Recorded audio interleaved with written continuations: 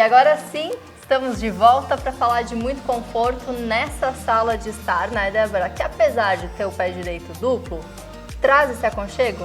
Exatamente. Todo o ambiente foi pensado para ter essa amplitude, porque olhando aqui para onde eu estou olhando, nós temos uma vista maravilhosa. Então, tem vidro até não poder mais para a gente conseguir aproveitar ela, mas para a gente conciliar essa altura, a gente trouxe alguns elementos que vão trazendo esse aconchego.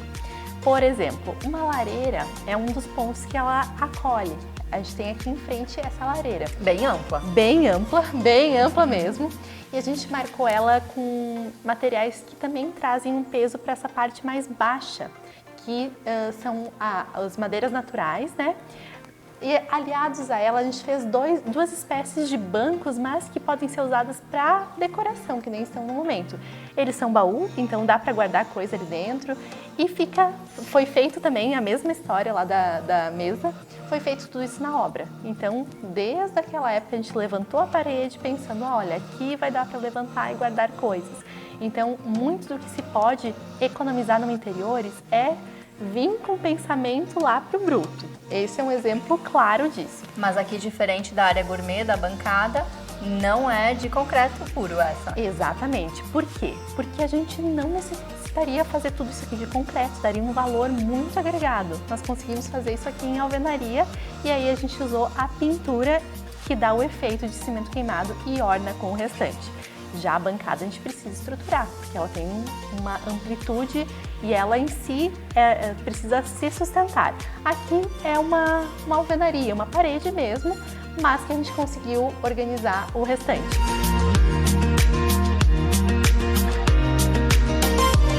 De que forma você traz mais aconchego para esse ambiente, Débora?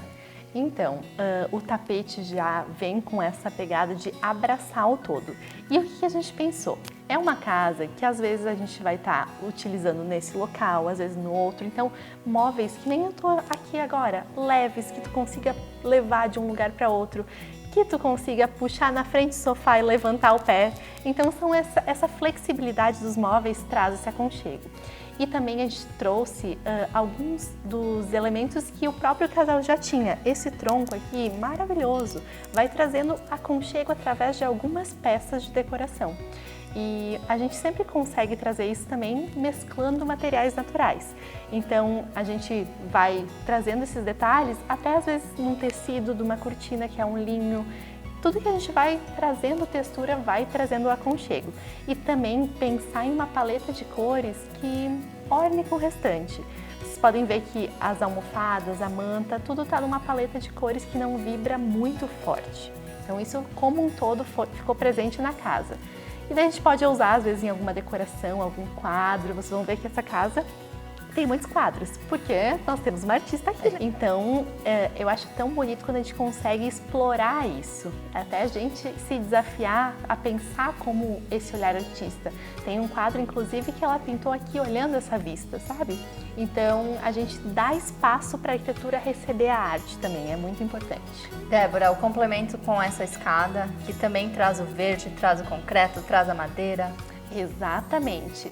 Essa escada a gente vai trazendo lá desde a obra bruta também, mas a gente optou por trazer um pouquinho de madeira nos pisantes para dar esse aconchego. Então ela vai de encontro e para facilitar o acabamento também. Fica muito mais fácil de fazer uma escada quando o pisante, a base dela, a gente consegue dar um material um pouquinho pós-obra, digamos assim, porque a gente precisa dessa atenção aos detalhes, né? A gente está numa casa nível interiores na obra, então a gente trouxe essa madeira e a gente fez meio que um hallzinho de entrada em frente à escada. Por quê? É o espaço que a gente vai passar para chegar em casa, para sair de casa, então tem um espelho e esse espelho ele reflete essa vista que a gente tanto gosta daqui. Um ponto de espelhos que eu acho muito importante é entender o que ele reflete. Então não é o espelho por si. Às vezes tu coloca o espelho num lugar que ele vai refletir uma coisa que tu não quer ver. Aqui é para trazer a vista para dentro da casa. Isso é muito legal. Olha, quando a Débora falou que nenhuma parede é só uma parede, o exemplo está aqui atrás desse sofá, né, Débora? Como é que vocês trabalharam de maneira diferente essa parede? Exatamente. A gente colocou um pezinho lá no Mediterrâneo e começou a olhar aquelas referências de um reboco diferente.